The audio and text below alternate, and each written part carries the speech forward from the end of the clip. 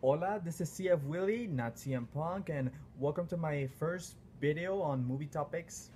What I'm gonna be doing is I'm gonna be reviewing movies from the old ones to the new ones, and what I'm gonna start first is with the old ones, and then next video that I do I'm gonna start with a more modern one, and that's how it's gonna go on from old new, and every time I post another video. So I'm not gonna have any schedules or anything because things might happen and I might not be too busy to make a video, but hopefully I can do them as soon as I can. For it to be an old movie, it would have to be from 1989 all the way down, and from 1999 all the way up to be like a new movie. I know that for some of you it's kind of outdated and old, but to me it seems kind of new since I'm from the 90s. I mean, it's been like 20 years and it still seems new. So that's how I'm gonna make my videos, and I hope you like it, I hope you enjoy it, and I hope I don't suck at it. So, where do I begin? When dinosaurs ruled the earth. Why, thank you, Jim. So, let's start off with one that you probably have already seen, The Land Before Time. Before starting production, Steven Spielberg and George Lucas would get involved as the producers of this movie. The idea was to make a Bambi-like story with dinosaurs instead and with no dialogue. Director Don Bluth, who has made classic animated films such as An American Tail, Secret of NIMH, All Dogs Go to Heaven, did not like the idea of removing the dialogue because he wanted to appeal to children. So in the end they got actors to play the voices, and as a result we got The Land Before Time we know and grew up loving and watching. This film is what introduced many of my generation to the dinosaurs everyone sees in awe, alongside with their bajillion sequels, and this one we'll get to one day. It's been a long time since I've seen this movie, and I remember liking it as a kid, but after watching it again, I thought it was better than last time. It brought me back to my infant days when I would see those animated films that I enjoyed watching without even blinking. The story is about a brontosaurus youngling, a long neck, because in an animated movie, kids wouldn't understand their real names, so they give them a cleverly easy names to identify them. I mean, how hard it is to say these names? Okay, the one in the middle is too tricky.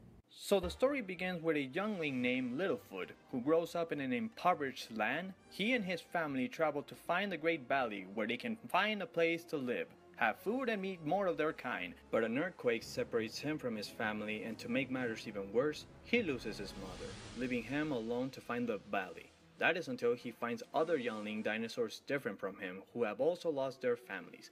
They join together in a quest to find the Great Valley, and hopefully find their families, and to be the typical stereotype group members. For example, Littlefoot, the normal down-to-earth leader kid, Sarah the hardhead, Petrie the nervous quirky geek, Ducky the girly of the group, and Spike the big goofball. It's kinda stunning to note that after watching this movie again, it kinda felt more adult than infant. It touches on subjects that kids would not understand, such as diversity and even death. There is a tearjerker scene when Littlefoot's mother gets killed, and he has to deal with the fact that she's gone. Though we see them together for a while, they have a great interaction as mother and son. She nurtures him, protects him, guides him, and she's even like a mentor of how life works. So when she dies, it makes it even more tragic since he's now left with no guide, no protection, but only what her mother taught him to survive. That is until she develops some Jedi crap and keeps showing up every time she wants. But imagine sitting down with your kids and telling them one day mom and dad won't always be here. The message goes deep, saying that the loved ones never leave us. Not talking in literal sense, but as something mental. People we have lost will always live in our memories, and all the good, funny, and encouraging times will live on forever in our minds. For the great impact they left on us, even if it was for a while. It might be cheesy, but to see this from a Don Bluth's film was kinda new to me. The movie was mainly focusing on the theme of friendship by using the dilemma of diversity and how every kind only hangs out with their own, which makes the friendship even special. Despite all being different from one another, it's not a bad theme. It's kept focus in the whole movie.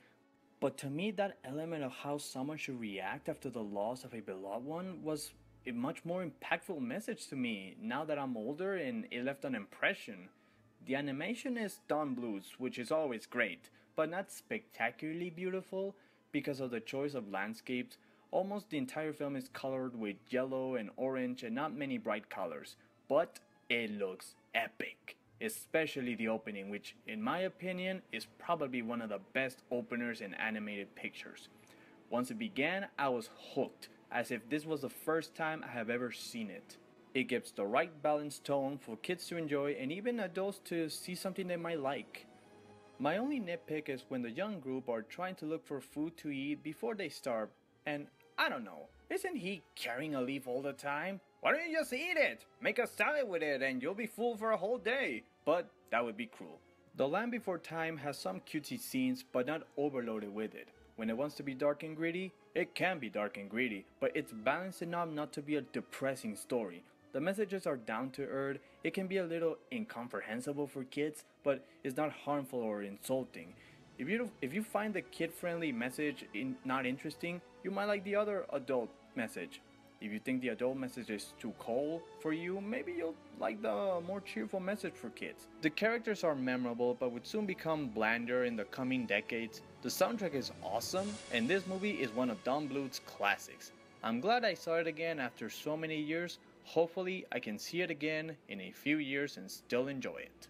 I give The Land Before Time a 7.9 out of 10 stars.